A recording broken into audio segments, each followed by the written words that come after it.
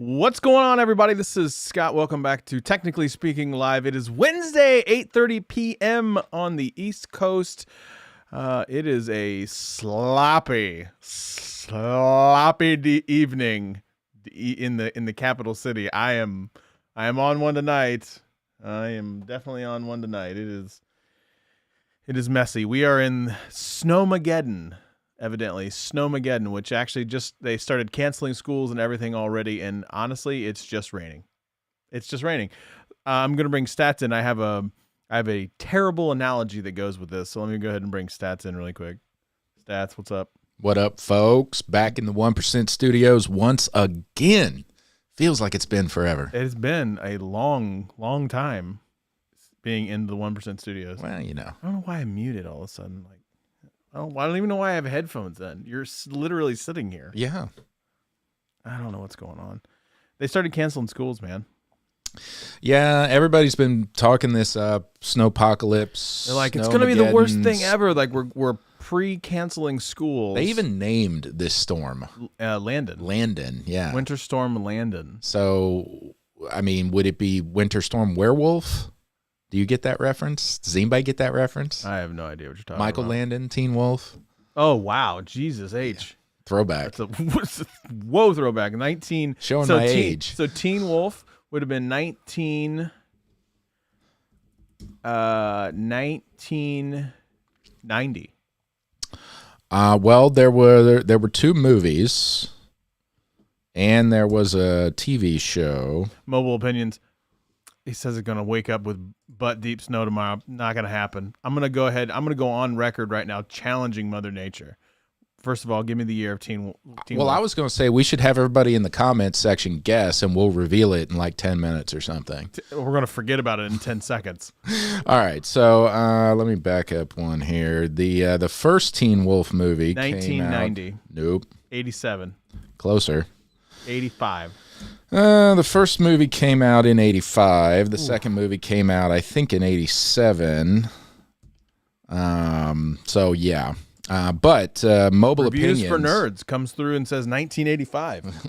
Initially said 1885, and I can assure that would you. have been impressive. That would have been really impressive. That would have been true Werewolf of London kind of stuff. Anyway, Mobile Opinions. It is physically impossible for Scott to ever be butt deep in snow because Scott has no butt. He has the flattest of flat rear ends. Yeah. Well, I'm challenging Mother Nature tonight because it's been nothing but rain here, and so they've pre-canceled schools. So I'm going to tell you right now, I feel like tomorrow, I'm going to win the lottery. I could easily win the lottery as much as we're going to get snow. Have you bought a ticket? Sure haven't. Okay. Makes it hard. Mm-hmm. Kenny Man, good evening. Good evening. Reviews for Nerds. A little tired. It's okay. 1885. That would have been just a dynamic movie for 1885. My reviews for Nerds friends, we're all tired. It is year 47 of the pandemic. Yeah, that January was a great year that we just had. So seriously, 52 weeks long. Yeah, we're all very, very tired. Bradley says, "Wait, be careful what you wish for." I'm challenging Mother Nature right now. Hey, if Mother Nature dumps 2.5 feet of snow Tomorrow, to get up to your waistline, 100%, and you win the 100%. lottery, we can deal with all the snow in the world. Unbelievably, absolutely. If you win, I'll the lottery, drive. Look, I'll say this much: if we were somehow to get a foot of snow tonight, if there is a foot of snow between now and tomorrow morning, I will go out and do a snow angel butt ass naked. And you got the cameras to record it. I do. You got about 47 of them. Just flat. Have great sound too, great audio. Miss Sheila says I have 2 tickets, so if I win the lottery, Father Nature's coming for you. Yes, it's going to be a bad one. But I said I would run out and just do a snow angel butt ass naked. Well, I think I speak for the internet when I say don't nobody want to see that. Don't nobody know. Nobody knows. That's true. So in today's show, what are we going to talk about? We're going to talk about Probably Pixel. Pixel stuff. That's what we talk about. Joby, Apple admits they were wrong, allows reaction. Apple doesn't admit that they're wrong. You got me to read it, though. Scott did not read the show notes, I did folks. not read the show notes. 23 million people don't use the internet. Would you rathers? Evidently, YouTube is limiting views if you have a really popular video and you don't have a lot of like creator history. They will limit your views. That is so silly, but we'll get into it. That's about all I know. That's the extent of that particular bit. Talk about the S22 Ultra, the S22 Plus, and the S22. Give you some leaked specs that are allegedly supposed to be what this thing is. I've been using a Vivo X70 Pro Plus for about a week and a half. And I gotta tell you, it's pretty awesome. Yeah? It's really awesome. What makes it awesome? It is like the quintessential, it's a lot like a Pixel. It's got a lot of Pixel tendencies to it, and it takes just dynamic photos, just incredible photos. The selfies are okay. Some of the things I don't like about it is the fact that it's 1080p on the front-facing camera, but 8K on the rear-facing camera. Several orders of magnitude difference. And the 8K looks great. I don't record in 8K because the files are enormous. I mean, absolutely massive files. But the 4K 60 and the 4K 30 are really, really good. They're right on par with the Apple iPhone 13 Pro. I don't know why I just stumbled over all of those words there for a second. But you'll tell the difference. I have a video coming out on Friday on these headphones, the Audict headphones, the Twig Pros. So the video will be coming out, and I do a comparison in that particular video. We're talking about the microphones of the earbuds themselves, and you can actually tell. Oh no, I used the Pixel for that one. Never mind. Tune in Friday. Tune in Friday for the video that will go live. Like, share, thumbs up, and subscribe. That's all the YouTube things. That Juan's here. Juan, that Vivo, dude, it is really nice. It is really nice. How's the UI UX on the phone? It's very, very minimal skinned Android. It's not vanilla. It has some Vivo flavor to it, but it is absolutely fantastic. It is fast. It is snappy. It is just a brilliant like Android experience. Let's see. This is my. It's too bright. This is an awful representation of it. But it has, again, very similar Google Pixel-like features to it in terms of the way that the UI feels. It has been a joy to use this phone. But I would have loved to have seen, is it Color OS? No, I don't think so. Hang on, I'll check. About.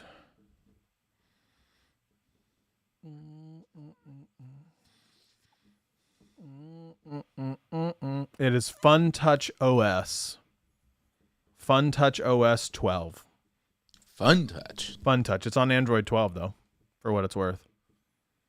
And it is Snapdragon 888, 12 gigs of RAM, and it's just phenomenal. It is fast. It is snappy. The cameras are unbelievable on it.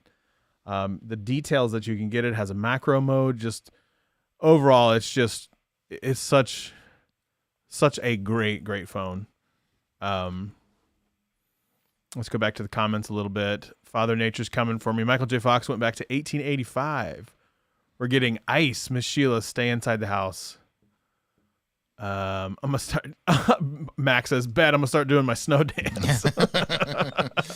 Again, Mac, don't nobody want to see that. What's the launcher experience like? Pixelated said the launcher experience, again, it's very similar to that of the Pixel. For me, it reminds me a lot of the Pixel. Very minimal skin, Fun Touch OS. from this particular bit. The fingerprint scanner is nice and fast. The face unlock is really, really fast. That makes me really miss face unlock too. They have the recommended apps at the top from there. One thing I didn't like is how they do the widgets. I kind of got stuck between the widgets and the apps for a little bit until I figured out how you had to swipe back and forth between the two. That was just kind of the app drawer, I'm an idiot type situation. At least he's honest, folks. Yeah, but it is such a great phone. Bradley says Chinese manufacturers don't care about the selfie camera. I could see that. Fun touch, that sounds illegal. That's dirty. Pixel P, I see you. You know. Has it made you think about your Pixel? How has it made you not think about your Pixel? So my Pixel is my daily driver. I use my Pixel all the time. Which Pixel is that, Scott? This is the 6 Pro. Oh, okay. Come on now. What's the other one? I don't have another one. Well, sure you do. No. You got the 5. You got the 5A. Oh, sorry. Today was a massive update day where I updated all my Pixels to the latest security patch. So earlier today, I actually had the 4XL, I should say, the White Panda edition, the 4A, the 5, the 5A, the 6 Pro, all sitting on my desk, updating at the same point. And it was just chugging through the optimization. I don't have any other Pixels, so shut your hole. At what point did your desk actively catch on fire? It didn't, but there is a torch mark right here. There is absolutely a torch mark. And yesterday I updated my iPhone to 15.4, 15.3, 15 dot something. 15.x. Whatever the latest one is.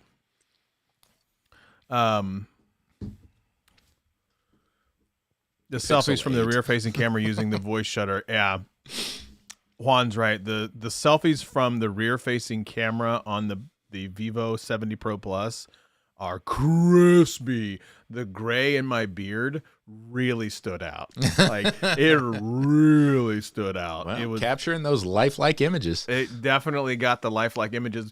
It had the beauty mode turned on initially. And it was a real aggressive beauty mode because they actually have a slimming face mode. Oh my goodness. And so I looked phenomenal. I looked great. And as soon as I turned it off, haggard as hell.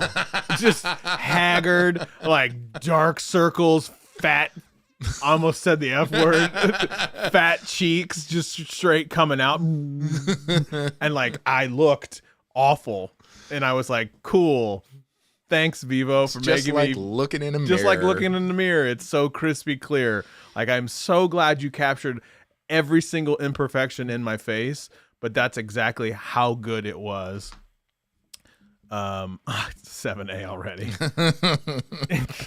I don't have a 6A. I don't have a 6A. I can say that, but you guys don't believe me, but I don't. I hope I don't get the pink screen on the iPhone either. What's up, y'all? What's up, nerds? That likes the beauty mode. I didn't say. Wait, hang on a minute. I didn't say that I like the beauty mode. It made me look slimmer, which I'm all about. I appreciated the fact that it made me feel pretty. It made me feel pretty for a hot second. Then I realized that's not very true to life. I should probably turn this off. Oh my god! Scott is not all about that gaslighting life. Just aggressive. He wants to bring it real. Just so aggressive. Except when it comes to his phone drops. Other than the random creator, who the hell shoots in 8K? No one has that kind of storage for the BS. Agreed. The 8K is massive. I can see 3 SSDs sitting on your desk. You have plenty of storage. I gotta record it on the device first, though. That's the thing, is like I got to record it on the device first and then get it to the SSDs, which, yes, I do. Thank you to OWC for sending over some SSDs for me to check out. I'll do a video here sometime soon about it. The battery life on the Vivo is actually really good. The standby mode is really, really good. Way better than the Pixel from a standby mode from that perspective, in my personal opinion. It would go down, let's see, I can go several days without actually, like, if I just keep it on. But you're not really using it. But not really using it. It'll go down. a handful of percent. Have you put your main SIM in it to see what the life is like if you No, are using it all day? No, and here's the reason why. I'm afraid to put my main SIM into something. That sounded really dirty. That's a bold statement. That sounded really dirty. Real dirty. Fun touch. Fun Touch OS. I'm afraid to put my main SIM into something. I'm afraid to take it out of my Pixel because I'm afraid that something may happen and it may never go back into the Pixel. Pause. I love my Pixel, but Tech King Mike and I just spaced out there for a second, and Trent's Tech, so Trent said it best that the Pixel 6 is somewhat boring. And I kind of understand where they're coming from. Okay. From a boring perspective. It just works, man. It is the it is the Android iOS. It is that and is of itself. Yeah. It doesn't want to cheat on its Pixel. I don't. I love my Pixel. But I think that's why, to actually get into some of the topics that are on the show notes today, that's why Google probably had, or at least one of the reasons why Google probably had their best Q4 for phones ever in Q4 last year because of the 6 and the 6 Pro being so good and how well they just work for people who are in that ecosystem. It's amazing what happens when you market the damn phone. Well, when and you market build it right. When you market and build a high quality product, you get results of, oh yeah, people buy it. People buy it. People are like, oh, this is really, really great. Like, I think the loud majority of tech people who have problems are the minority and the ones that are actually having issues. Right. Like, I believe that they are a very loud, vocal, small group. Well, and the first person to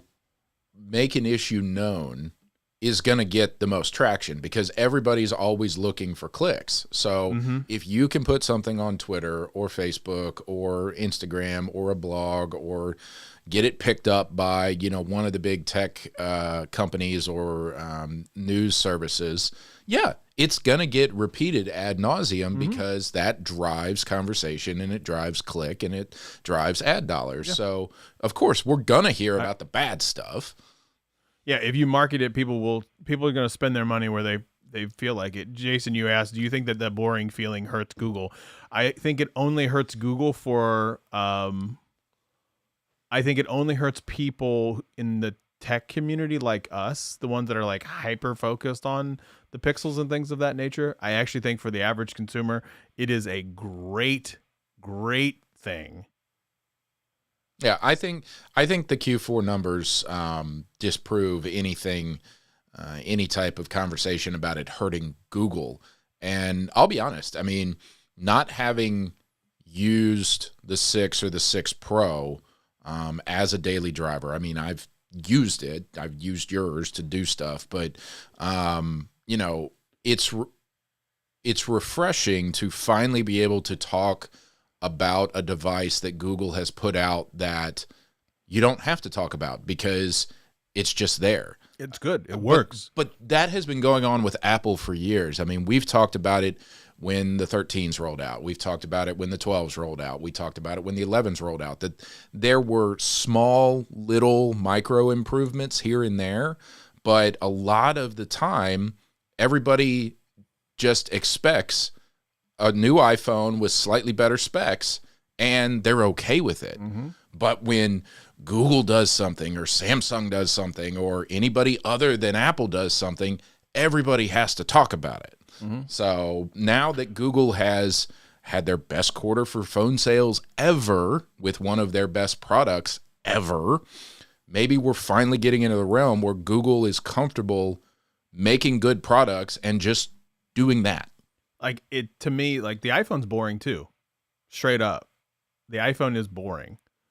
Well, it should be now. We're on the 13th iteration of a groundbreaking product. It is supposed to be boring at this point. It's boring. It's like a Honda Civic. The Honda Civic's been around for 35 years. You don't need a groundbreaking Honda Civic. You need a Honda Civic that works, And that's the thing. It's like, I don't think it's a bad thing that the Pixel 6 and the Pixel 6 Pro is quote unquote boring to folks like me. It's still my main sim for a reason. When I need to capture a photo,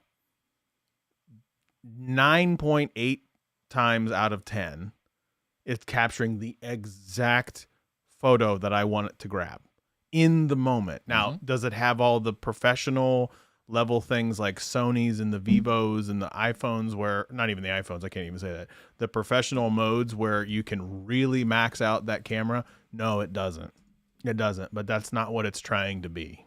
No, it's trying to be the best possible camera that you have with you all the time, so you can capture the things that you want to capture when you want to capture them. Yeah, Bradley says it here. It's okay for Apple to be just meh, but everyone else has to touch the sky. I mean, you're not wrong, and you can see that in some of the leaks from the S20, S22, S22 Plus, and the S22 Ultra. Some of the leaks talk about all three having a dynamic AMOLED, 2x display with 120 hertz maximum refresh rate, and HDR10 support.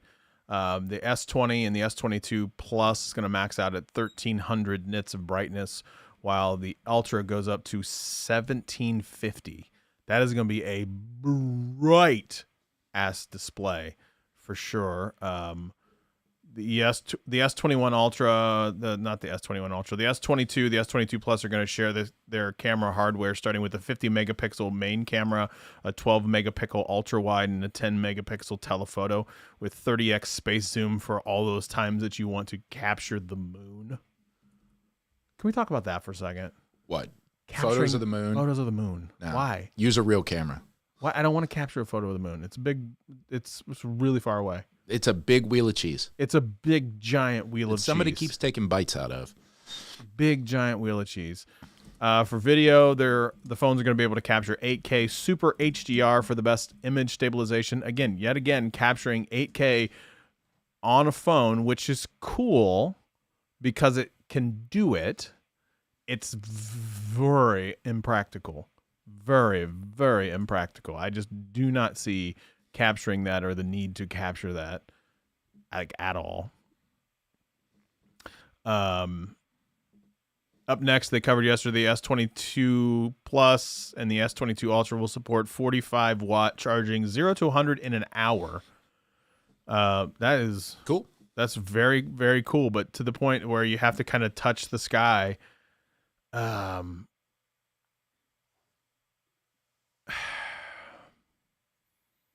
It's the unfortunate nature of Android. Yeah. Android is open. Android is accessible. Android is what, I can't even say that. A large chunk of the world's population that uses smartphone runs on Android, but the most vocal and the ones that get all the news attention. We made Juan mad. Oh boy. He says, I'm really over this techie conversation that a phone is boring. It's not just going to entertain you. It's a tool to get things done. Phones aren't boring. People are boring. I don't know. I disagree. I think phones are.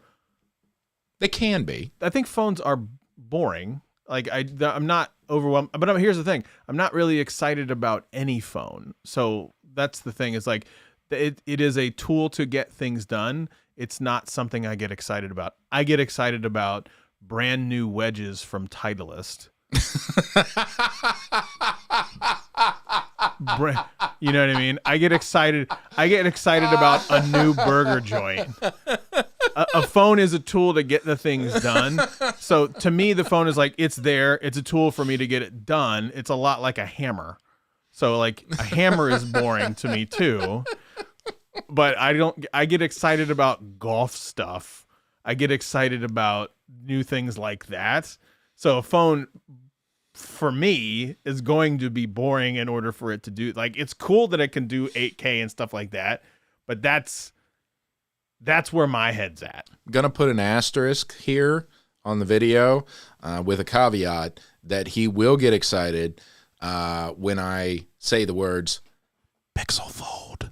So, now the Fold, that's a different story. Like I'm very excited about a Pixel Fold because I want to see it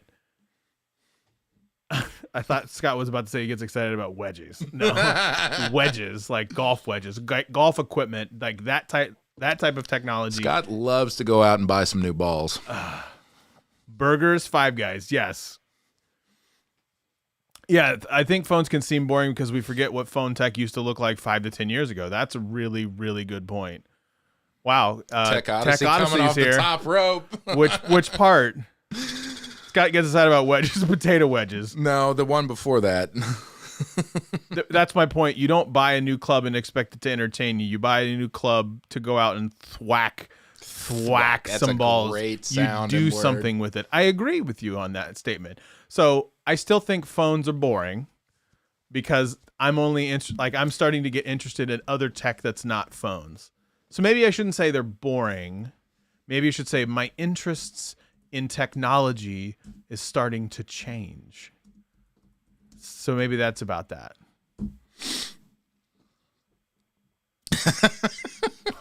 Shut up, Juan. And look, you sit there and say that. No joke. When my brand new putter that I bought last year was sitting in my living room, I stared at it and I had daydreams about the fact that I was going to make some putts with that thing. Little did you know, I didn't make a damn thing with it. Nope. Not a damn thing. Like, it is awful. But I was really entertained at the thought of me putting well with that putter. And it just sat there. So it did kind of entertain me. In a way. I guess you could say that.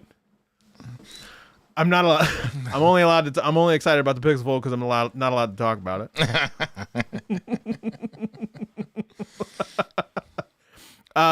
Google Fi. Pixelpia has a question about Google Fi. You have Google Fi. I do. How long have you had Google Fi? Years now, probably 3, 4, maybe 5. I don't know. I'd have to go back and look at my my accounting, but yeah, it's for where I live here, Central Ohio. I very rarely lose connection driving around town. Even when I make trips back and forth a couple of states away to see my family, there are known dead zones, but they are getting smaller and smaller over the years as the cell carriers put up more and more towers, especially the fake one or the ones that look like fake trees. Oh my God, the those are interstate. amazing. I love those. The birds get really freaked out by them. Yeah, really freaked out. But no, I've never had any problems with Fi, and we talked about it a couple of months ago when they rolled out their new pricing options, and you can bundle certain things. At this point, it's boring. I mean, it's almost like any other carrier, except it's all contained within Google. So if you want to lump it in with your YouTube subscription and your YouTube music and everything else, it's all just there in one bill, and you can adjust it on the fly. You never pay for more than what you use, and you can get, I wouldn't say early access, but sometimes you can get discounts or pre-sales or things like that because you're there on the Play Store, on the device store to do all your business. So there you go. There you go, right there. Buying a new iPhone is like driving a 2004 Corolla and then upgrading with the 2012 Corolla. I mean, Oh, God. What about when you're fighting bears? How's the reception there? People want to know when you're fighting bears. The Pixel 6 is shiny and fun. In comparison to an iPhone, 100% agree with that. Because an iPhone, there's still things I can't do with an iPhone that I could do with Android that just drives me crazy. Like get good notifications.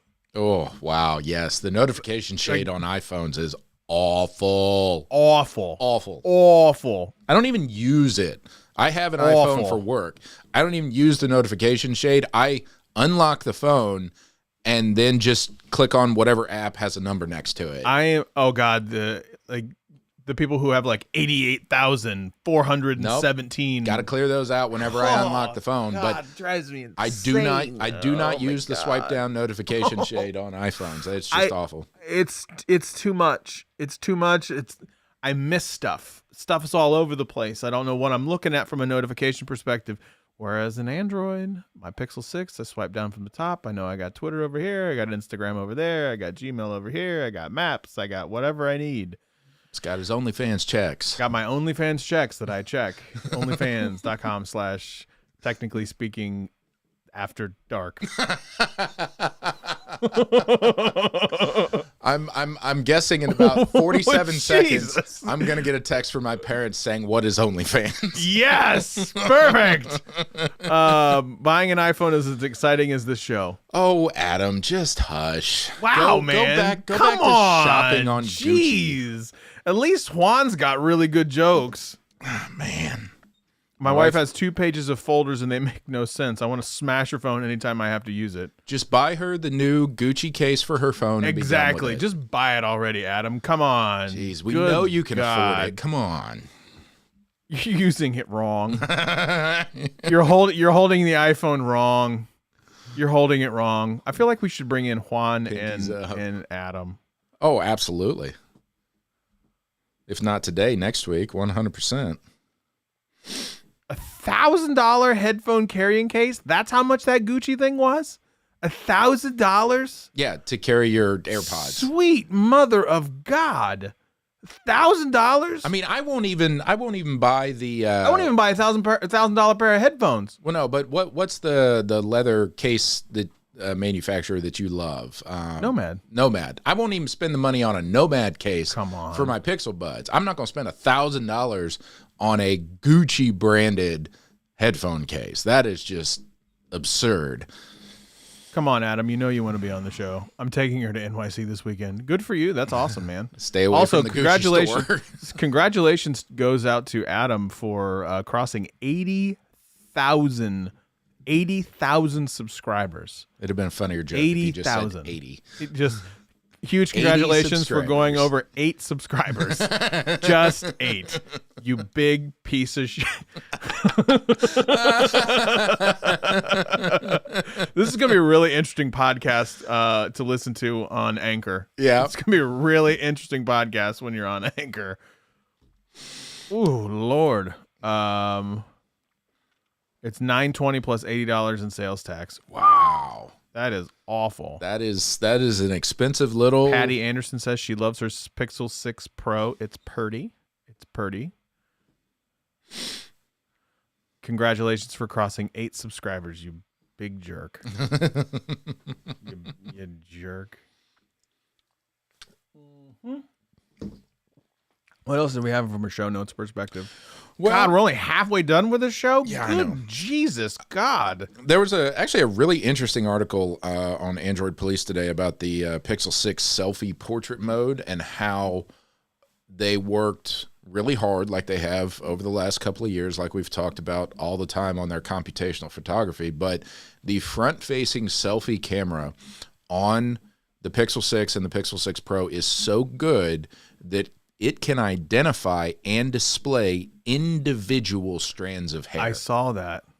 And how they did it, I'm too dumb to understand. It's all computational, algorithmic-based photography. But in part of the article, they went through that each time you take a photo, it's basically taking 6 or 7 photos and then almost instantaneously mashing them all together at your desired pixel strength and all of that. So it's just what Google is able to do with their processing behind, the cameras and the hardware and everything else is still top end. Absolutely 100%.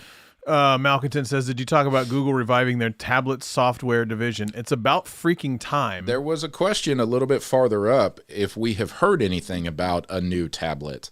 I have not, but then I'm not plugged in, pun intended, like Mr. Peachy is to the Pixel universe with his 7A and his Fold sitting on the desk. I don't have a Fold. I wish I would. He didn't deny the 7A though. I don't have a 7A either. I don't have the 6A either because I know you're all thinking it too. I know you're all thinking it's like he's like, oh, he didn't say 6A, he said 7A. I don't have the 6A either.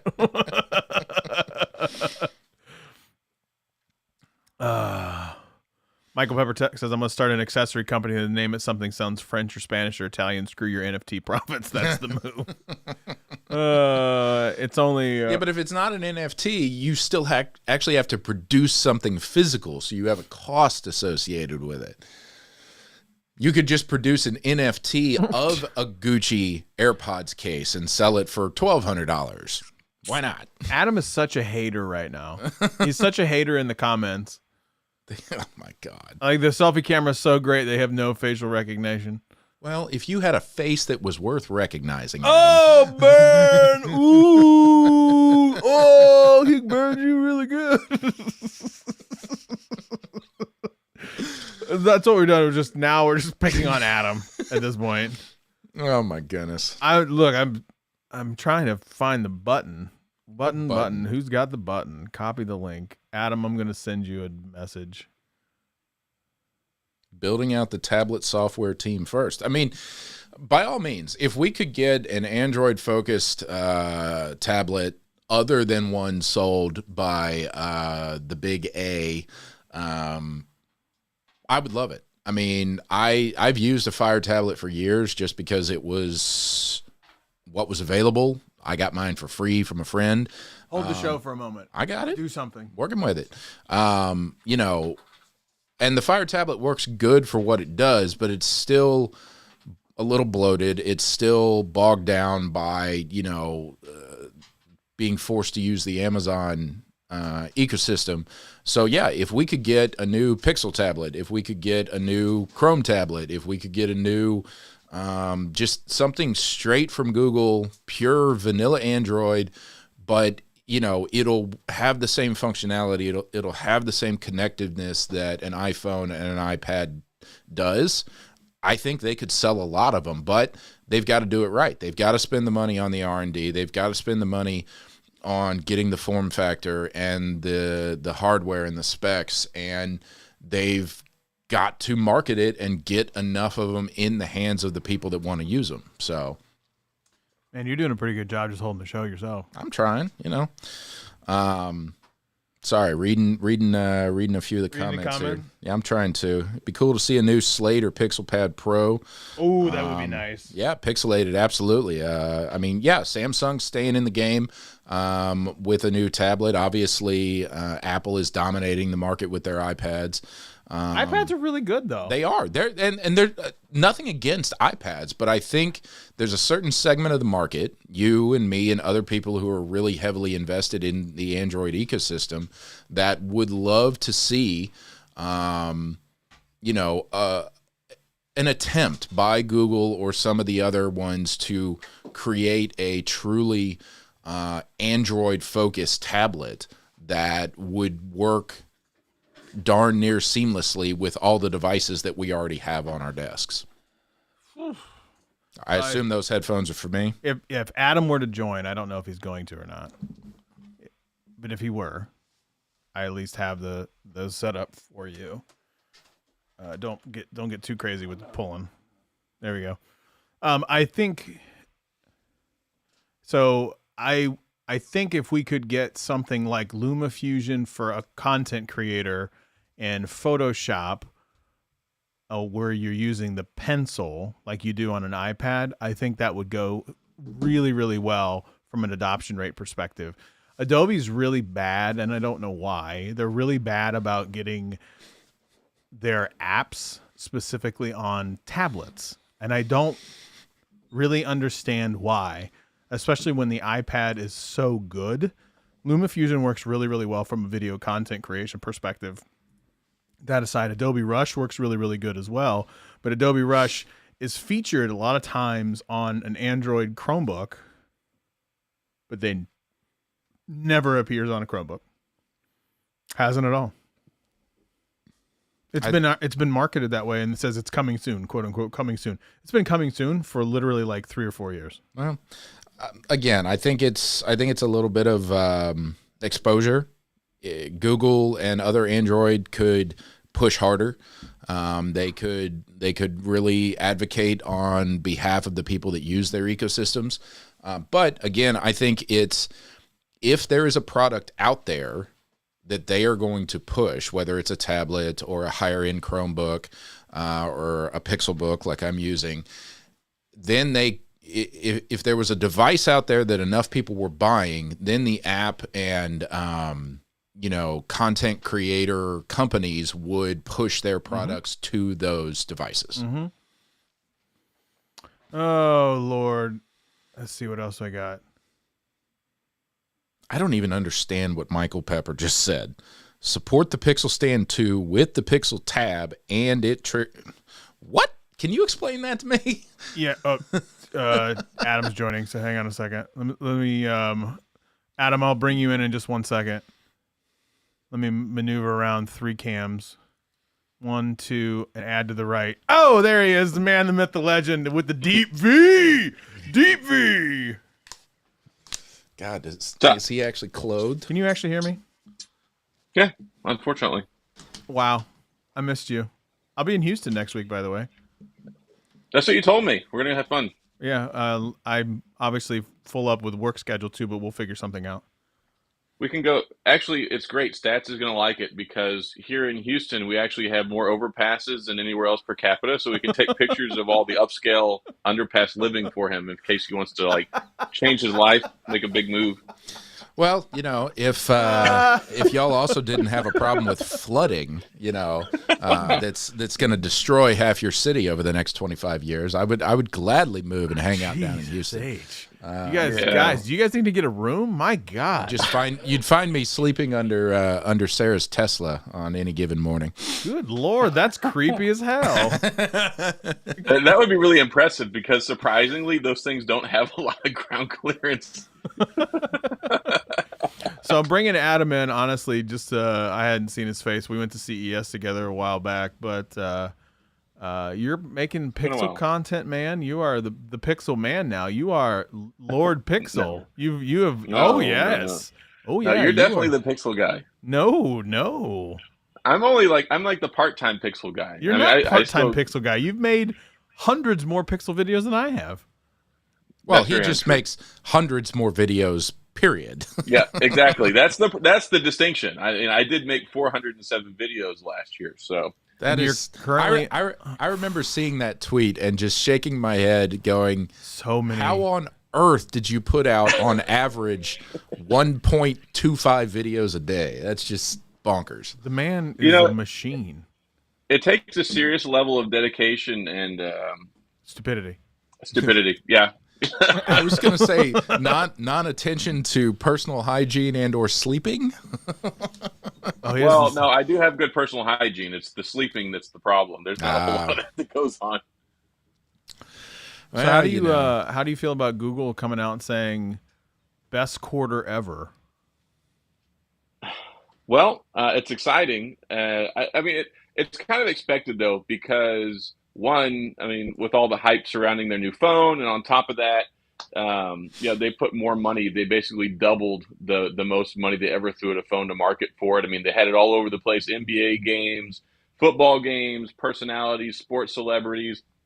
They tried their heart out. So, you would have hoped that would have been the result. If they put all that money into it and then came out and said, well, they did all right, that would be a seriously poor indicator. But when you have a $599 smartphone with the Google name attached to it, I figured that was going to sell on its own, just being existing.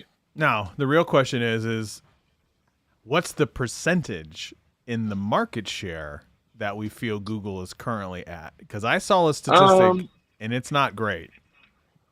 Well, I don't want to go with currently. Rome wasn't built in a day, just like your podcast or Pixel's phones. But when you look at it, I think at the end of the year, they'll probably have close to maybe 4%. I think right now, Google, aren't they around the 1-2% category? Yeah, that's why I was bringing that up. I think that I feel pretty comfortable by the end of the year. I think maybe 3 to 4%. Maybe like 3.7, 3.5. I do think that they're going to significantly increase their footprint, especially with the 6A once it launches. Yeah, Mac just said Steph Curry is constantly trying to sell me a Pixel I already have. Man, Steph Curry is all up in my business on Twitter. Is it Giannis too? Giannis is part of Team Pixel. Yeah. So you got these guys they're no slouch. They're big deals in the basketball world. I think it's funny I don't necessarily get the translation. Like, it was cool when Kim Kardashian had a BlackBerry, or it was cool. Usually, it's more iconic. Not really sports celebrities. I don't see selling phones.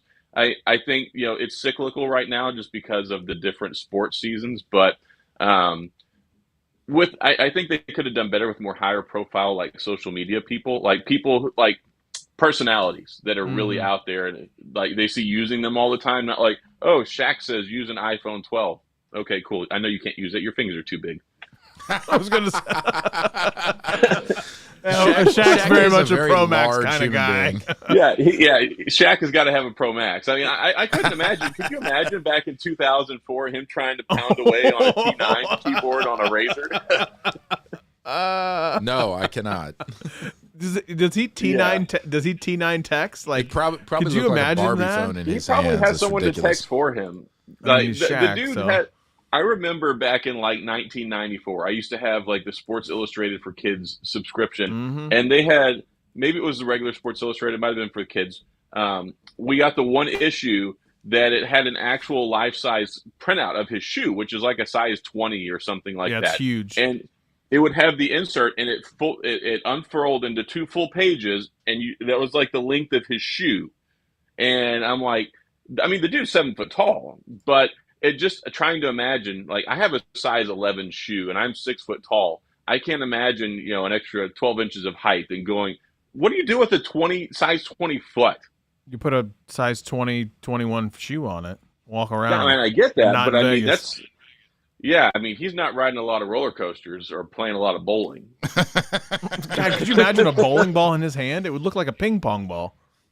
I would wager to say that, like, if he went to Disneyland, they'd be like, I'm sorry, sir, you can't ride Magic Mountain. You might lose your head. So this image that I'm linking here is from 2013, but it is hysterical how small this phone looks in his hand. What, did you just drop something in the chat for everybody to see? I don't see anything. Oh, I thought it was going to pop up on the screen. I'm No, like, no. I don't have those controls. My Up in the executive comments, it production says, only goes so far. Malcontent says the Golden State Warriors have big banners of the Google Pixel 6 and the Google Cloud in their new arena. Makes a lot of sense. It is out there being in the West Coast. OnePlus took some of the market Google could have gained. OnePlus Pixelated said OnePlus had a huge year last year. They seem to be trying to fail now, so Google can take advantage of that. It's true. So it's funny. I saw a stat the other day, and I believe, if I remember the numbers correctly, because it launched first, the OnePlus 10 Pro in China. Mm-hmm. And I think from what I saw, it was like 20,000 units they sold the first month. 20,000? And like, yeah, if that was accurate, I need to go back and look. But there was this one thing I saw that the Ix Universe guy posted talking about like 1 month sales, or it might have only been like 3 weeks into it because of the month, but it was very, very, very low. Like, the thing is OnePlus is a U.S. brand. Yeah. Even though it falls under Oppo, and it's basically identical, and it runs basically the same software.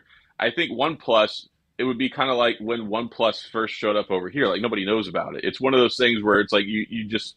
I didn't expect a lot of sales on it, but I don't think that their China first approach with this phone, I don't think it paid off as well as probably they had hoped that it would. Yeah, no, I think OnePlus is in a heap of trouble when they tried to do that. 20,000 units, that is a very, very small amount of units. And don't quote me on that. I mean, I replied, I did a tweet on it. I replied to a tweet about it. And I know I talked with like my buddy Tech Tablets and Frankie Tech. We were talking about it like this is dismally low. So I know it was a very, very low number, and it was surprising. But when you talk about China, and you talk about, I mean, yeah, there's like 1.3 billion people there, but how many of them, especially in the current state of the world, are going to go out and spend like $900,000 on a OnePlus 10 Pro? You know, that would be like, and it's not really as iconic. It's not like the iPhone. Like, people over in China would like really want the iPhone. Everybody around the world wants an iPhone. Not everybody around the world is not clamoring for a OnePlus 10 Pro, especially not at $1,000. And I've talked about this a lot recently. OnePlus, I mean, they definitely settled. But not only did they settle, they like got dementia. Like, they completely forgot what in the world they were doing. Like, it's like they completely lost their way. they lost their vision. They abandoned their fan base and their loyalty there that made them big. And they said, you know what, we're just going to, drop everything on the table right here. And we think that we're as good as Samsung. And, well, Goliath won that one, not David. Oh, my God. Samsung is going to, OnePlus is going to lose a tremendous amount of market share. They're going to have to go back to, they undid 8 years worth of work here's one thing. in the last 7 months. With the 8 series, they did a lot of good stuff. People really like the 8 series, especially the 8T. I mean, MKBHD called there were 2 phones basically in contention the last year, which were the Galaxy S20 FE and the OnePlus 8T. They were kind of a toss-up for phone of the year. Everybody was like, okay, we got the 865, we've got a decent camera, it's a great price. I mean, it offers so much for so little compared to other flagships. So they had a lot of hype and momentum, and then they just crapped the bed whenever it turned to the next year, and game they over. Literally lost it. Everything they could possibly do, they did wrong. They really did. They went backwards completely. So they're going to have to go back to the secret sauce that made the 8T so great.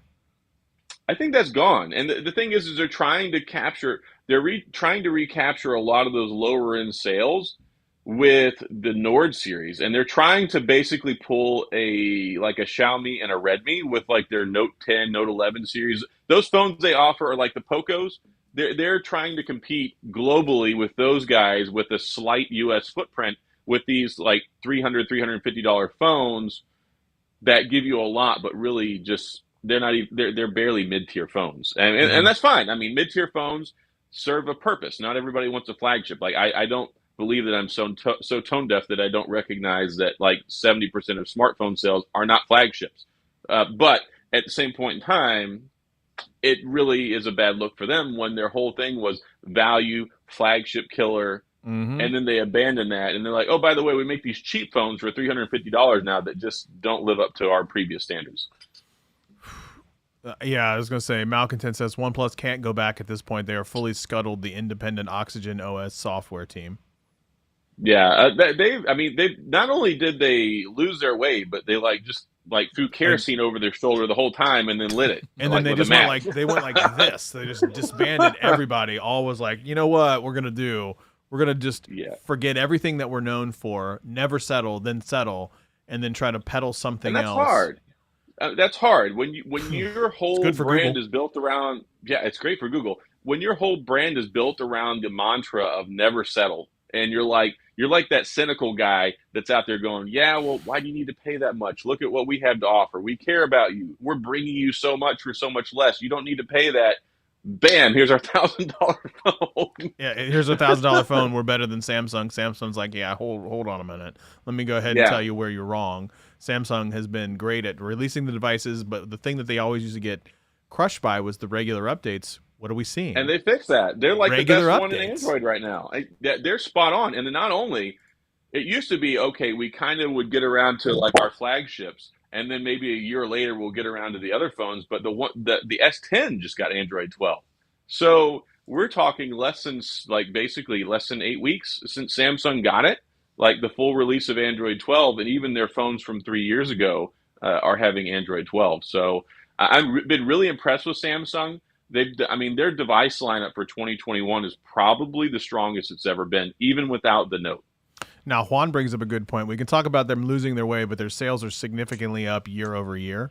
North America, OnePlus grew 712% year over year in the third quarter of this year. And that's impressive. I want to read that again. North America, OnePlus grew 712% year on year in the third quarter of the year. That's probably because I think they got their Nord phone inside of Metro by T-Mobile. And that's probably where the sales are coming from. It's probably not their OnePlus 9 or their 9 Pro. But I would have to see a breakdown on that. But I have seen a lot of articles that have said that despite basically abandoning their fan base, that OnePlus has sold more phones. So if we want to talk about it from a straight numbers perspective, then maybe yes, they've had a better year statistically. But from their brand ethos and from their long-term strategy that they've been following, it's a total disaster. Well, yeah, I think it probably all comes down to what they're trying to do, whether they're trying to sell phones and make money, or if they're trying to create an ecosystem with a rabid fan base of followers. And it seems like they're probably leaning towards the former, at least for the OnePlus 10 and 9. Well, I think that as much as I trash the Nord, and it's an okay phone. I mean, I had the Nord like N10 Plus or whatever. It was a totally perfectly serviceable phone. It had 5G. It had a decent camera setup. I took it to Vegas. I mean, the video was terrible, but that's probably why their sales are up so much, because globally they've got a lot of these Nord devices now. So, most people don't conquer the smartphone world by selling flagships. Those are usually much lower in sales compared to the lower end ones. And I think that's probably what their strategy was look, we'll go mainstream and then here, buy our $300 phone. And that's probably sold a lot better. Because, I mean, you could get I it didn't with realize that T-Mobile. they were actually in a Metro PCS. I believe they are. I think that I think Metro just recently dropped their, maybe it was their Alcatel phone. Metro just dropped one or two phones. I think I was talking to Kevin Breeze recently. I think they added one of the Nord series phones over at Metro. I'll have to double check that. I got to fact check myself, but I think I had that conversation. Now, Juan just said global market share is up about 250% 2020 over 2021. Why would they care about niche tech enthusiasts? They wouldn't. Yeah, and that's probably why they're really quiet why. about it. There's been no apology. It's not like they're saying, hey, guys, we know we screwed up. We're sorry. We're going to fix it. I mean, there's not been anything like that. So, I mean, it seems like they made a business decision instead of a passion-based decision, because for the longest time, it really was a very passion-infused brand. I mean, there was so much excitement whenever the new phones would come out. There was a very active and motivated, like, OnePlus army, for lack of better terminology. I remember the OnePlus Army. I remember that. Yeah, and they were cool. I mean, most people, nobody really hated on OnePlus. Yeah, despite what they did, what their shortcomings were, or what your thoughts were, they were pretty much all solid phones. The 6T, the 7 Pro, even the 7T, like the McLaren edition, was really cool. The 8 was solid. I mean, I don't really have any complaints about their phones. I really like the 9 Pro. I don't like what they did with the back-ended throttling and the shenanigans that they did there. Ooh, shenanigans! But I mean, in most instances, in most cases, I enjoyed my 9 Pro more than my S21 Ultra. Like I really enjoyed the phone. I thought the 9 Pro. I did Did I do a review? Not a review. I did a side-by-side compare. I've done so many comparisons. I feel like they oversold and undelivered with the Hasselblad quad, though. Like, it was basically not much other than some color profiles and that weird mode that emulated the original like Hasselblad camera from the moon. But I liked it. I took some very good photos with it. I went out and I actually made it a little bit of a mission, and I talked to Juan about this because there were a lot of people that were bashing the camera, and it's like, look, dude, that's not the camera. You just straight up can't take pictures.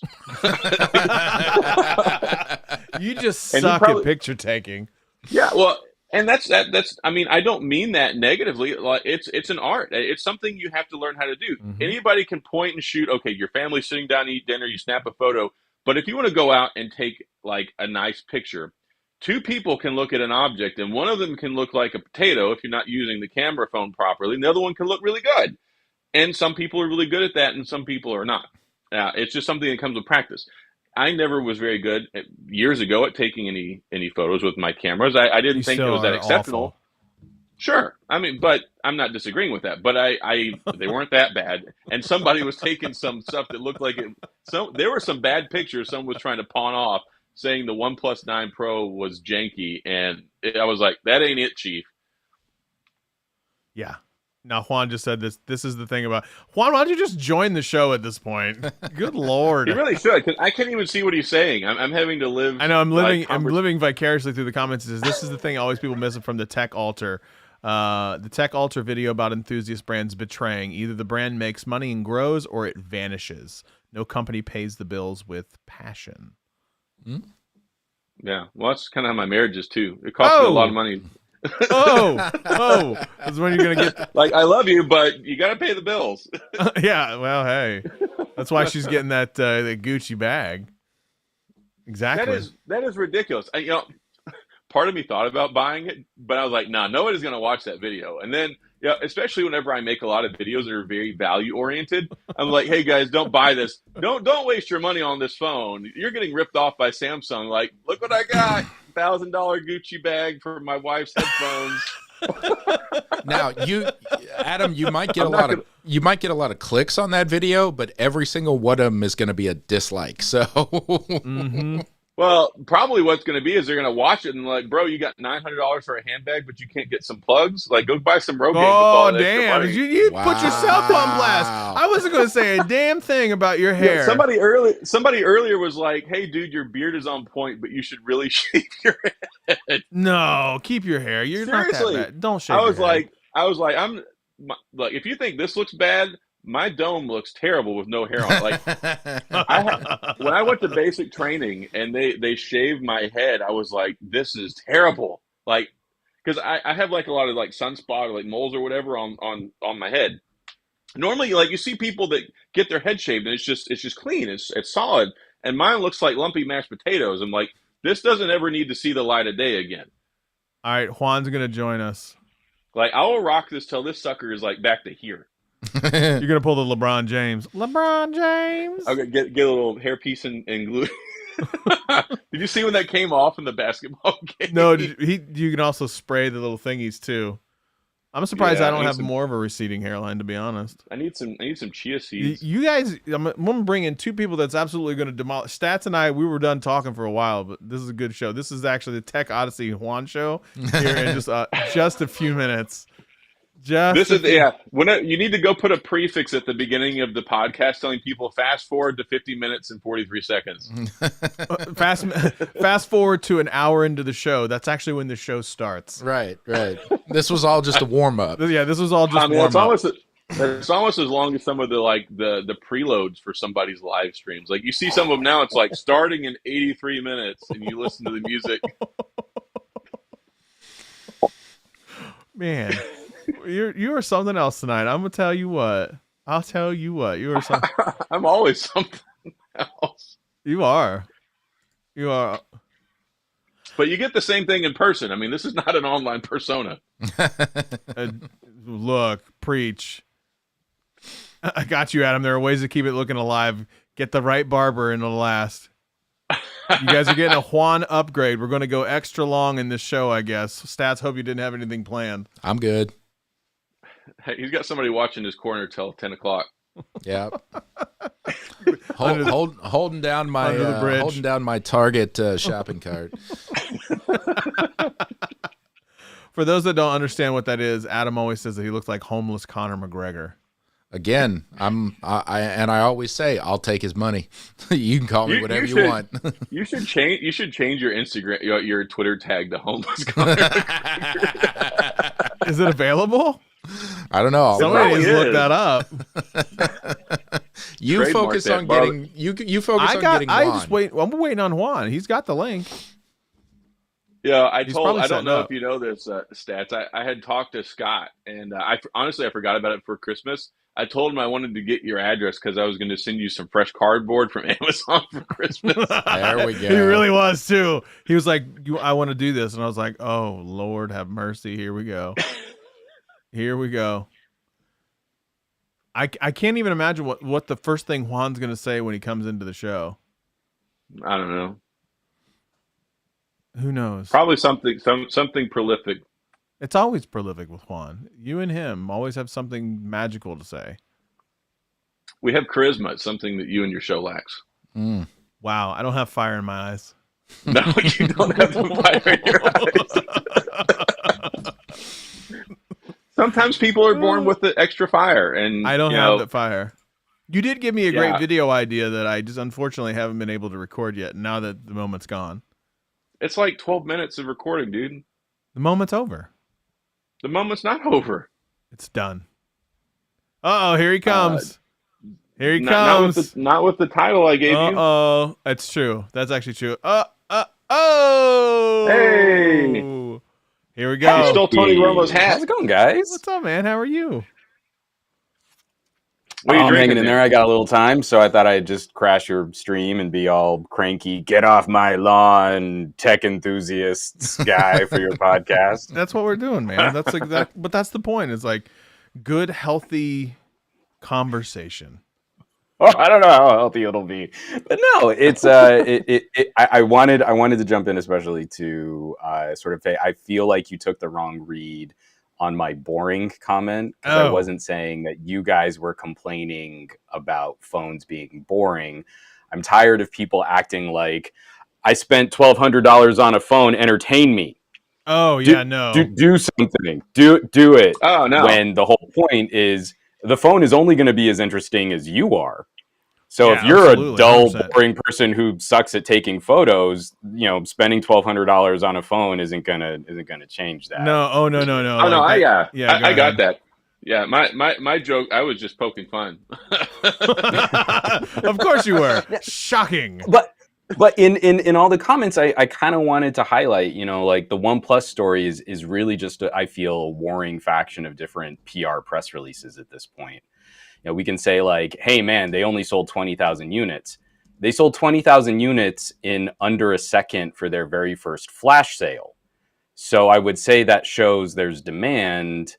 Is Oppo really building phones to the same quantity as Samsung is going to do? We need to see what that Oppoification really looks like. If you pushed go and you had a batch of 20,000 phones to sell and they evaporated before the servers could even catch what was going on, I'd say that still shows there's a heartbeat for premium tier OnePlus, while we know that that label is actually one of the fastest growing brands in the mid-range segment. I mean, well behind like Redmi and Realme, but it's picking up steam.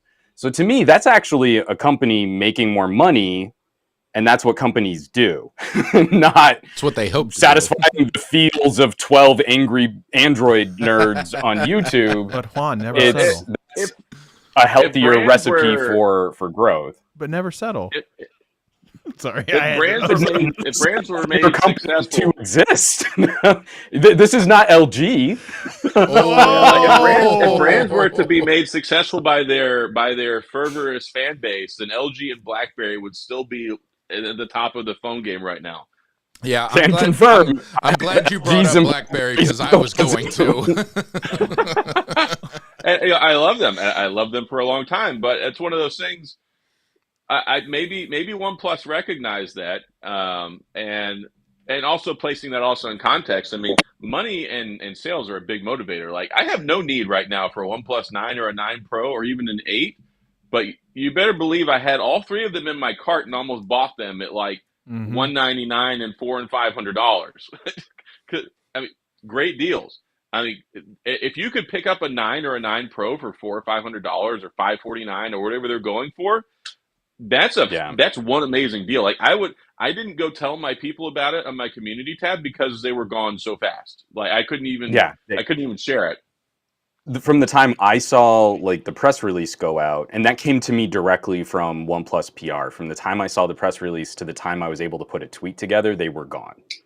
Wow. Yeah. And again, I kind of feel if these phones were the hot garbage that tech reviewers were making them out to be, even at a reduced price or on a sale, we wouldn't see this kind of fervor for picking them up. And I feel like the OnePlus mission still exists. It's a shadow of its former self from being a flagship killer, but a OnePlus Pro often nestles right in between, like, an S21 Plus versus an S21 Ultra. It kind of lives in that middle phase where you can kind of compete against an Ultra, but your pricing is a little bit lower. Like, I feel like that mission is still surviving.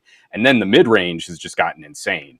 If you've been playing with Pocos, if you've been playing with Redmis and Realmes and Nords, the explosion of phones, so good. They're just incredible devices right now. I think that with some slight tweaking to their strategy, like if the OnePlus 9 and 9 Pro or the OnePlus 10 and 10 Pro launched in the fall, they would be more successful than in the spring, because they always tried to compete with the Galaxy S sales, and that's what you can't do that. They They could get not hammered. do that. Yeah. Yeah, but if they Xiaomi and Samsung are going to suck all the air out of the room, and especially with chip shortages and component shortages, that's one of the reasons why I think OnePlus has gone back to this janky batch sale. Like back in the day when they probably used to can't do get it. lotteries, it's Oh the my only God, way I that they remember can the kind of put their lottery. phones together. I remember It was the a lottery. miserable era. Oh my That is my God. least favorite phase of OnePlus. Oh It just God. was so It's painful. difficult. It's difficult, and the only reason that Samsung has so little problem with the silicon is because they make like half of them because they've got a co-op with Qualcomm. So they're like, yeah, we'll help you make them, but we get like half of them. So Well, I mean, and they're also putting their own fab towards Exynos. So yeah, Samsung doesn't need to fight internationally for Qualcomm or MediaTek chipsets. They're going to put Exynos and AMD components into their phones, Mhm. and then they can just suck up some of the North American market and make that constrainment, just a little bit more problematic for brands that sell in North America, so that when you go into a carrier store, there is Samsung stock on the shelves. It's going to be harder to fulfill for other companies that sell in much lower margins. It's kind of an Apple-y sort of move. They can occupy all of the manufacturing, distribution, and assembly, and it really puts the pain on other phones. It's one of the reasons why like the 2021 phone from Sony didn't really start selling until 2022. It was like Well, I actually had 7 months actually later or had- something like that. They always announce early, and like this is probably going to be a Christmas time phone, even though I'm hearing about it in spring. the Groundhog Day sale. I actually had a thought. I had a conspiracy theory about the Google being based on the tensor chip being based on the Exynos, just because of availability. Because I mean, it would. Yeah. I mean, there's more of them. I mean, they're not widely. They're basically only in Samsung phones. Just like even they couldn't go with the MediaTek. Like I think that's below There the was brand. another- Even though There was another brand that was selling Exynos. I want to say it was Vivo, but someone please correct me in the chat because I probably have that wrong. One of the tricky things, though, is it's not really an Exynos. So Samsung fabricates SoCs. So you've got these components that all get stapled to the silicon, and they have different radios and different processors and different GPUs and different core arrangements. So Samsung can help influence what the look of an X1 core is, but that's ARM reference design. And so when Google comes out and says, hey, we want to do 2 X1 cores, 2 A76 cores, and then 4 of the little low power A50 cores, that in no way, shape, or form resembles an Exynos. So Samsung has to dedicate fabrication space in their manufacturing to do a completely different top to bottom chipset that has none of the Qualcomm components, has none of the Qualcomm licensed hardware, and it's unique. It's a unique arrangement of internals to what Google is dictating. That shit off the top of your head. My understanding was that it was basically the only reason I do is because so many people have said it's basically an Exynos. There is no chip that looks like this. Tensor is fundamentally different than any other CPU core configuration on the market today. MediaTek doesn't make anything like this. Qualcomm doesn't make anything like this. Samsung doesn't make anything like this. It is very different going 224 as opposed to 134. And that totally changes the distribution of components and the shape of your SoC. So that's the only reason why I remember this stuff is because it's very lazy and casual to say Samsung's fabbing it, must be an Exynos. And that's not what this really looks like. My understanding was, as I know Samsung made it, but I thought that it was basically the infrastructure was there that emulated the Exynos chip, but had customized cores that were designed and outlined by Google. So that's a very casual. I mean, again, so there are different like levels of how geeky and how deep in the weeds. Then we'll have to go get Gary. Can we get Gary on here? We're gonna have a whole panel of people here in a minute. I know, right? We can get as many people. Look, as when want you to tell me join. where I gotta send it, We have the technology. we have the technology. I don't even know what time zone Gary's in. Let's go wake him up. No, so when you talk about the size of a core, what is it in terms of nanometers? Samsung has a certain fabrication process at a certain size. The core is ARM reference. There isn't, it's not like when Qualcomm was doing Crate, or what was it, the Mongoose cores, or way back in the day, the Hummingbird cores that Samsung was playing with. So it's ARM reference. This doesn't really have much special sauce on it. It's coming from ARM. So what really matters is, what are the core configurations? And so most phones this last year went 1X1, 3 A78s, and 4 A50. I forget which ones, A50 series.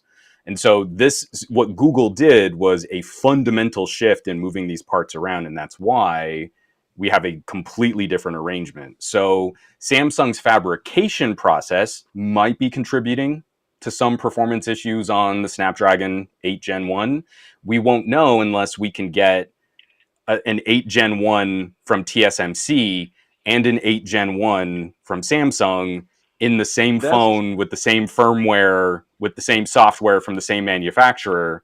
Then we would see, is it really Samsung fabrication, or is it the ARM reference design that's impacting performance? And that's why this stuff gets so complicated.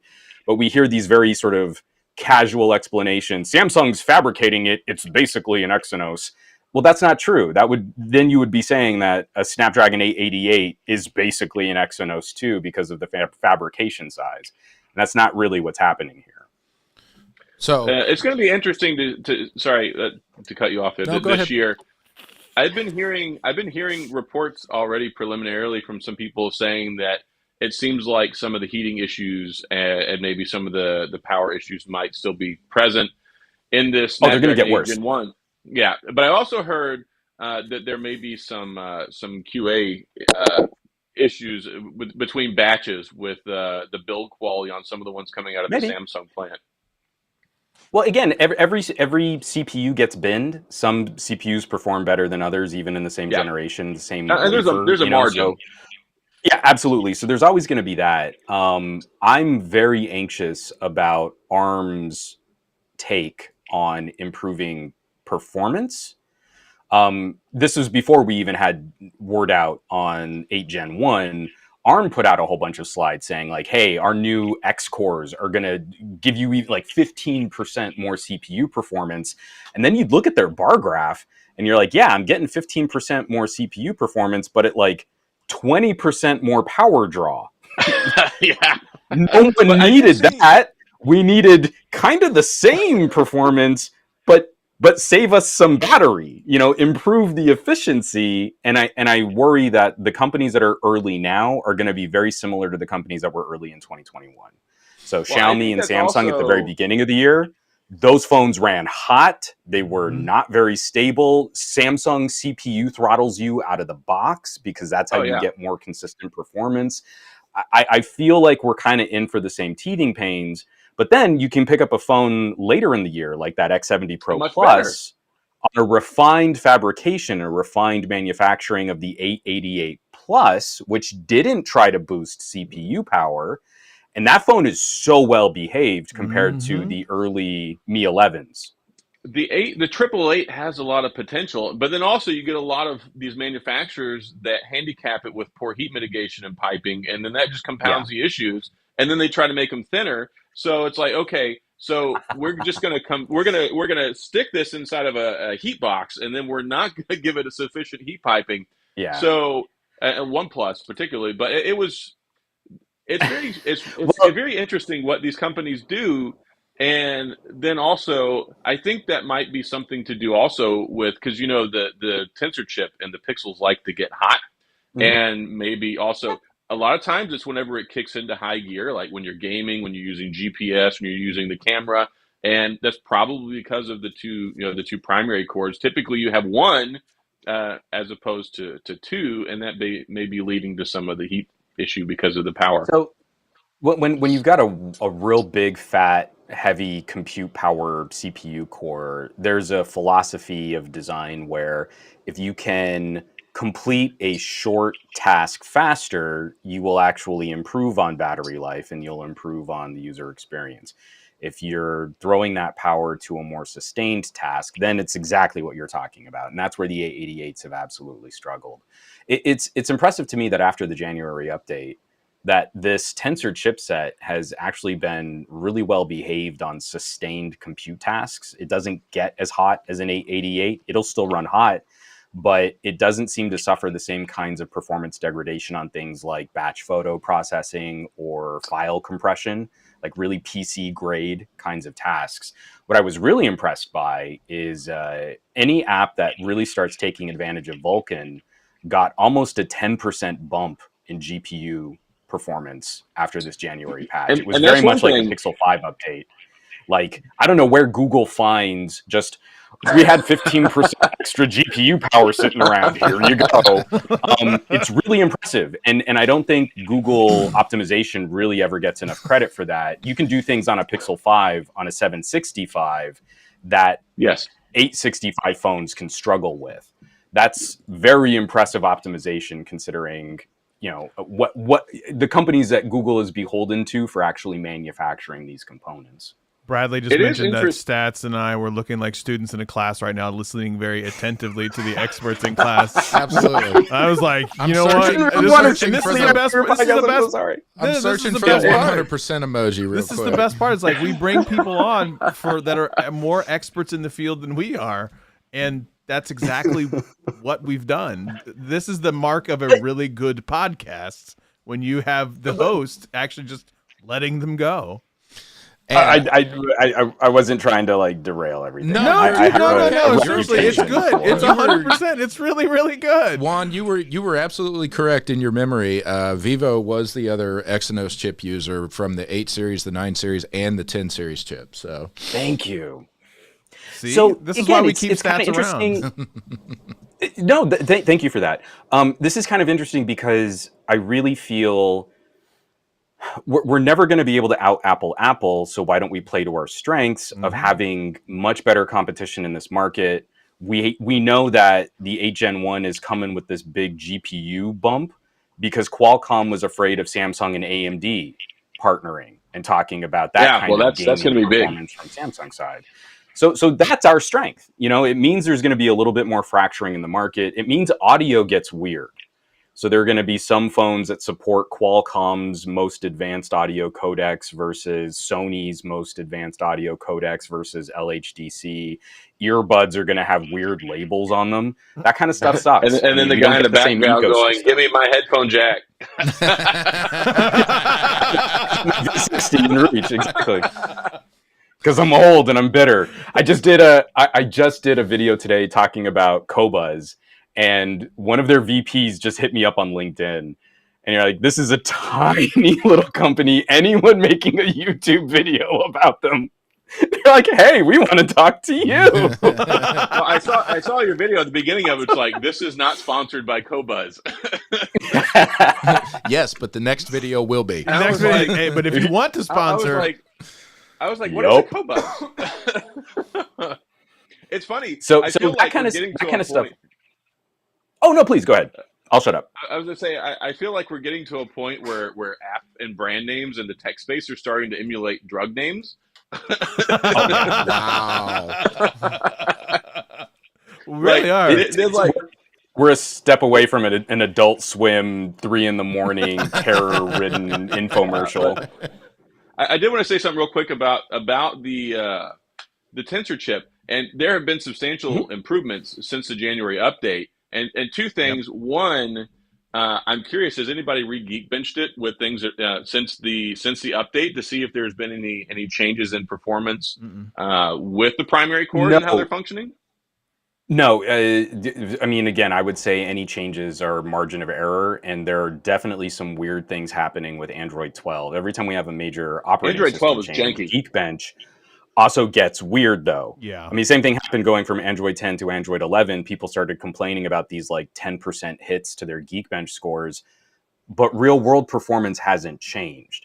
So getting that January update, we actually got significant improvements to video codec handling. So now the Pixel 6 is finally again capable of 4K video rendering on like PowerDirector. Before we used to get a codec crash where it couldn't process that kind of video data. And we've got a phone that's roughly in line now with 888s if you want to render 4K video directly from your phone. So I really care very little for what that synthetic benchmark is going to be if the photo processing stays the same. That's one area I hope we can see some improvement, because I really feel this hardware has a bit more horsepower that Google isn't tapping when you take a photo and then you wait for it to process. It's still got a little bit of opportunity there to go. It's not a lot, but it's still got a little bit of opportunity when it goes there. And it feels as though they're artificially with your Vivo, right? Especially oh man, that's fast. It really Pixel is. 6. By time the Pixel 7 comes out, like Android 12 has fundamentally had issues, like from the get-go when they launched this phone. Again, also with the new CPU architecture, things not being optimized. They bit off a lot. 6 months from now is not going to look anything like it did when it first came out. It's going to be, and that's the thing that Google is always known for, taking something that's normal, like you take the same processor, you take the same hardware as some of these other developers, and they squeeze so much out of it with their software optimization and all their stuff that they do. So I fully believe, like by the time we get to May, when the Pixel 6a comes out, that it's going to be a completely different landscape for this phone. But also tying into what you're talking about with the GPU, that was one thing that intrigued me whenever I first saw the benchmarks on the Tensor chip versus the Snapdragon 888, because some areas they're neck and neck. And then there might be 10 to 15% where the Snapdragon 888 is ahead of it. But then the 3D mark, or 3D, whatever it is, basically the GPU score is actually higher than it is on the 888, which it's funny that they hit so much higher there. But it's tricky because, again, we got to get out of benchmarks. It's very difficult finding good data on what apps are really taking best advantage of Vulkan APIs. And right now, it's really just lazier to kind of keep with older graphics APIs, your OpenGLs and stuff. And so those apps that do, the Pixel is such a screamer. I mean, it's just crazy fast. And the Vulkan scores that come off of the Pixel 6 just shame what Qualcomm's doing. It's just that's not the reality of a lot of the apps and games that people are really going to play. But you can pick up some old PC ports like... after the January update, I was replaying Titan Quest. I don't know if you remember that. It's like an old like Diablo. It's like the upgraded Diablo crawler. Yeah. Over 100 frames per second on a screen that actually does hang, almost like FreeSync style with the game's frame rate. What was that? It's like playing. It's that's seriously impressive. It's so slick. I mean, like if I could go back in time to when that game was new and tell me that the garbage PC that struggled to play that game at like 40 frames per second. It's like you've got to kind of dig for those little diamonds in the rough. But when you find them, you're like, oh my God, this is incredible what this thing just did. It's what you're saying, though. It's by the time we get a 6A that is also running Tensor, the more mainstream flavor of a Pixel is going to have so much more runway for all of this optimization, all of these improvements, lower price point, out of the box, no consumer stutters. The expectations are going to be in place.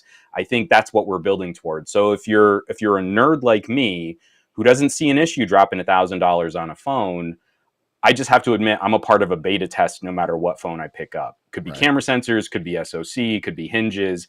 I'm here for it. I bought 2 Duos. Like, sign me up. I'm here for that.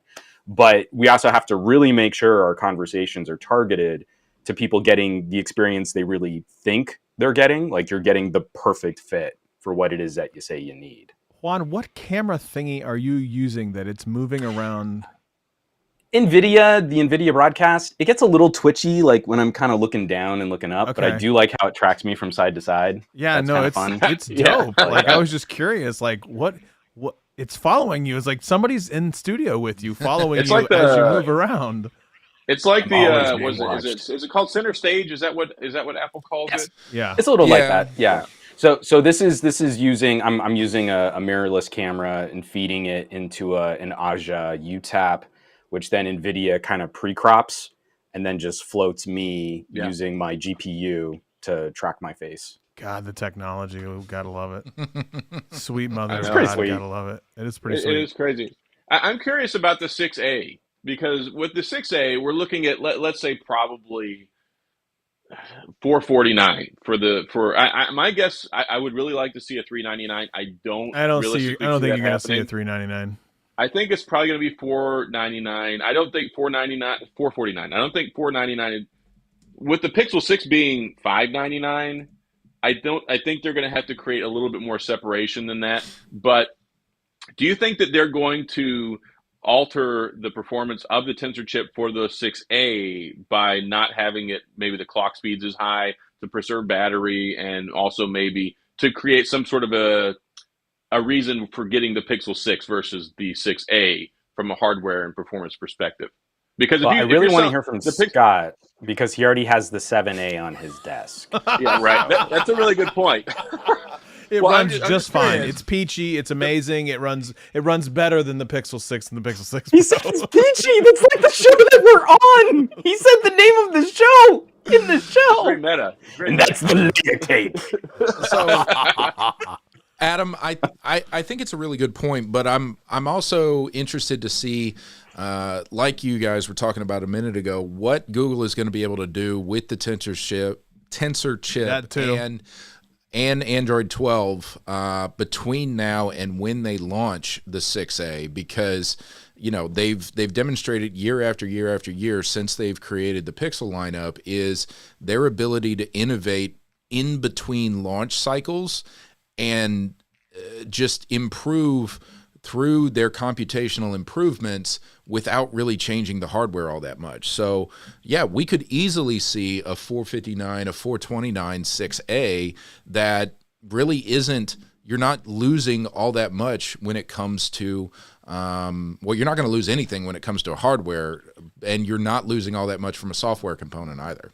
So I don't think so either. But my concern here, like, I don't ever think that the Pixel 4a cannibalize too many Pixel 5 sales. So they're distinct enough that they offer something very good at like 349 versus the whole 699 $600 argument. But when you look at, like, I much more gravitate towards the 6 from a recommendation standpoint for most people, even though 899 is a stellar deal for the Pro. Like, if you want that, go for it. But most people don't care that much about a telephoto or a curved edge. They're perfectly happy getting a 95% similar experience with the Pixel 6. So if you get the exact same horsepower, granted there is going to be camera differences, probably some screen differences here and there. I mean, maybe they'll go with a 60 hertz screen instead of a 90 to differentiate it that way. But I was thinking if they're going to use the same tensor chip, maybe they would undervolt it and maybe not have the CPU cores running as hot to preserve the battery, because that's one of the big appeals with the A's is always. I feel like they're going to have to do something with the battery. I feel like they're going to do the cameras out of the 6. So cameras will come out of the 6. I don't know if I bet you the cameras are out of like the Pixel 5a. I bet think you they so? go back to That's kind of my 5. guess. Yeah, I don't think they're going to. I think they said it's going to have the same. If you need to cut wide angle. $150 or like if you need to cut $100 off the price of a Pixel 6, you're not going to use a GN1. Oh man, That's an expensive camera sensor to put into a phone. Dang it! See Yeah, that would do is. it from I mean, a price point perspective. And You it's not have to to say that have- it's anything bad about the 5A. The 5A still takes phenomenal photos. That's the thing. Is like I think from that sensor's perspective, it's more than enough. But you're probably right to cut $150 off. They're going to have to go back to something that they know. That's a powerful sensor. So- and the thing is, go ahead. Oh no, I was just gonna add. I to your point. Right now, we're trying to fulfill demand on Pixel 6s. That's the hottest selling right now. Yep. Along the way, they probably are keeping a bin of tensors that aren't performing quite up to that standard, and that might be one of the differences between the 6 and the 6 Pro. The 6 Pro Maybe- might be getting reserved the highest bin, best performing. Then the 6 is getting maybe just that, maybe it's just a little behind, or it's having some issues with thermals or some kind of consistency issues. And then below that, we'll get tensors that are a little lesser performing that they're saving in a bucket right now until they start really manufacturing the 6A. I feel like this would be a great opportunity for you to explain this. I mean, I can do it, but you're much more resident expert on CPU and all that good stuff. So when it comes to what Juan is talking about, there are variances. There's tolerances. Like whenever they produce a chip, it has to meet certain specifications, and basically you get kind of a classification, not exactly, but like you get an A series that are like within a certain tolerance, couple percent. You have variances. If you get one that's like throwing a shank at like 7, 8, 10% off from whatever the primary, like the performance is, then that one, you know, maybe it's what he's talking about, sitting in a bucket somewhere. It's not quite up to the same standards, because as he was saying, no chip is completely identical in performance, even though they're machined out of the same shop. I mean, that's pretty much and the that's best one way that you describe can it. save cash. Yeah. Yeah. So a lot of people don't realize that, though. So that's what he was saying, is maybe these not quite up to snuff Pixel 6 chips, although performing at 95% of what they're supposed to, might not have been good enough to make it through their quality assurance to say this is a Pixel 6 chip. It would be perfectly acceptable in a 6A, because even when the rubber meets the road, there's basically no difference when you're using it. Right. And I talk about that a lot on my channel. We'd still be talking about a substantive upgrade from a 765. Oh, yeah, for sure. My goodness. Yeah. For sure. Oh, darn. and I talk about this a lot on my channel, especially so like with the S22 series coming out here. Fundamentally, the Snapdragon 888, or so the 8 Gen 1, is like 95% Snapdragon 888. It's basically kind of what the Plus was, but not as refined. That like it's still the same architecture there.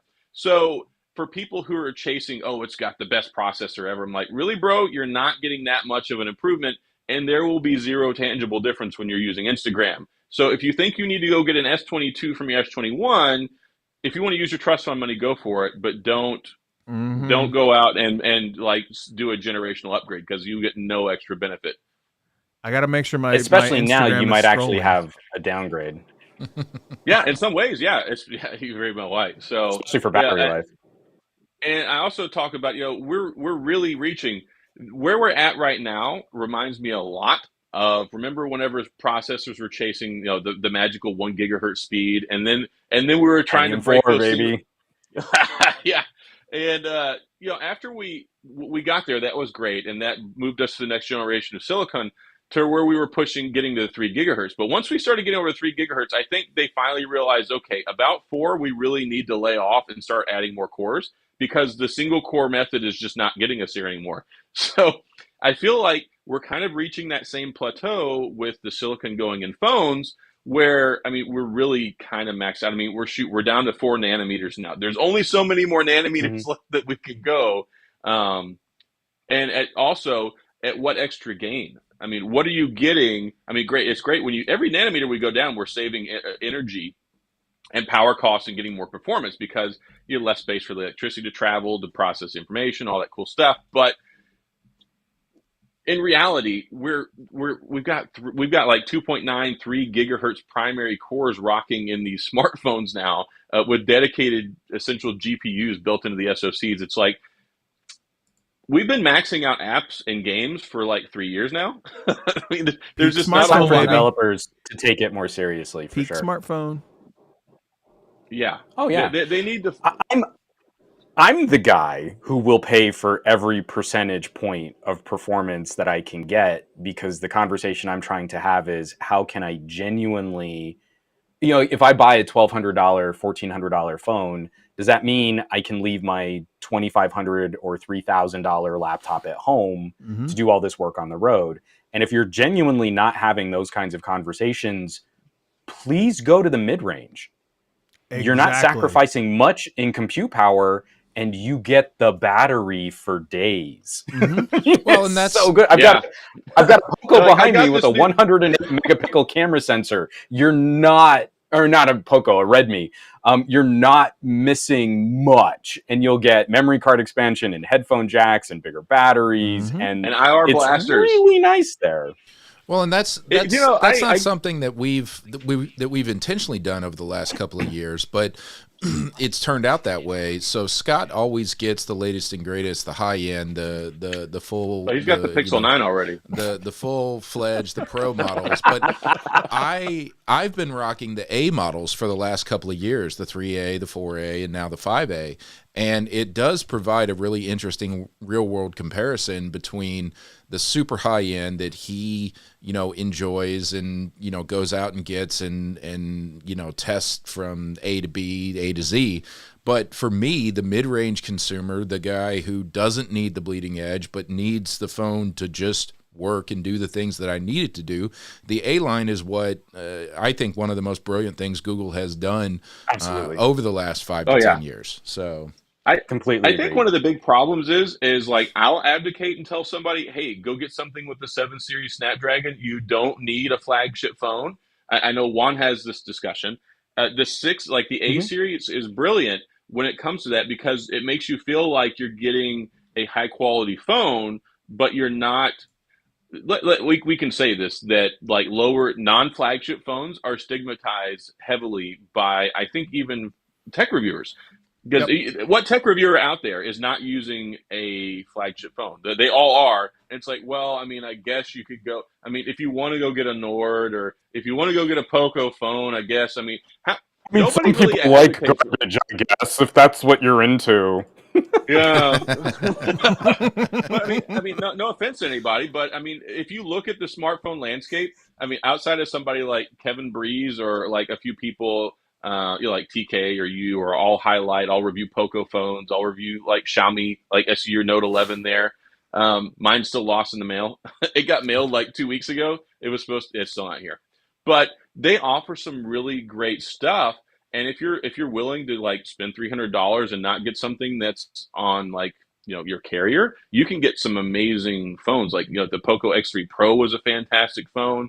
The Redmi, what was it? The Note. Was it the Note? Yeah, that one. they make some F3 fantastic Snapdragon 870. This thing doesn't blink at any software you can throw at it. It's awesome. Snapdragon 870, and for people who don't know, the Snapdragon 870 is basically an 860 that they souped up the core about 10% and then threw it back out there. It's an 865 plus. Yeah. So the 865, what he's alluding to, there's the 865 is basically a tweaked 860, and then they did the same thing with the 870. So it's like a stock car like engine that's been retooled twice already for performance. But it's a brilliant chip. Like I would heavily advocate for the 870 to be in any flagship phone out there today. Yeah, I mean and in a lot of sustained compute tasks, it'll hang just as well with 888s. So it's funny. I mean, we've been having these kinds of performance conversations for a while, and I'm really trying to get it. Like I was saying about phones being boring. I'm so tired of techies that like flash this like latest and greatest, but you have zero concept about what they're trying to do on that phone. Mm-hmm. You know what I mean? Like, show me your app drawer. Like, are you editing your photos? Are you rendering video? Are you trying to write music? Snapchat's really boring, bro. There's no way they're doing that stuff. TikTok. Yeah, if you're buying a $1,200 phone and complaining about Snapchat is boring and TikTok just doesn't have the same, it doesn't make the phone exciting. I can't scroll up on my TikToks fast enough. It needs to be a little bit faster. It needs to be a little bit faster. And that's I tried opening. I just think it's kind of laggy. Yeah. Like, well, show me. You've got a camera. Well, you remember You remember last year, you and I had the conversation. Remember, we were talking about the OnePlus 9 Pro, and there was somebody that was taking these dirt photos, and they're like, "Oh my gosh, the camera on the 9 Pro is so bad. It's like blurry picture of your car in the parking lot." I'm like, It's the joke I have to keep making. It's like, you know what I need is yet another terribly composed photo off axis of like a fire hydrant under yellow street lamps at night. Please let me talk about the colors of another fire hydrant photo. This is trash. That's how you can tell it's a good camera. It's trash. All right, gentlemen. I hate to segue to this because what's also trash is most of my videos, but I got to roll out of here because my battery on my phone is about. Scott's actually. I was going to say I was getting ready to wrap up. I wanted to thank you guys for coming on to the show and going for an extra 45 minutes. Sure. Yeah, totally. this has been a lot of fun, guys. Seriously, Thanks. I've learned a ton.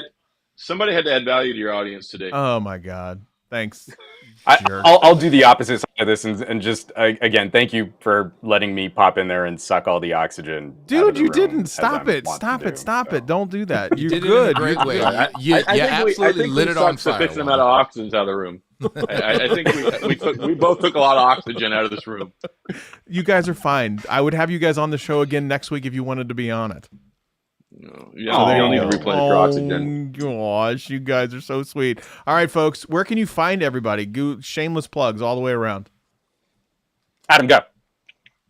Yeah, so you can find me on YouTube at Tech Odyssey, one word, not two, and on Twitter at Adam J Matlock because most of it's not tech related. But if you like tweets at 2 a.m, I'm your guy. Yes, they're not good, I do. but yet there's your guy. Juan, where can they find you?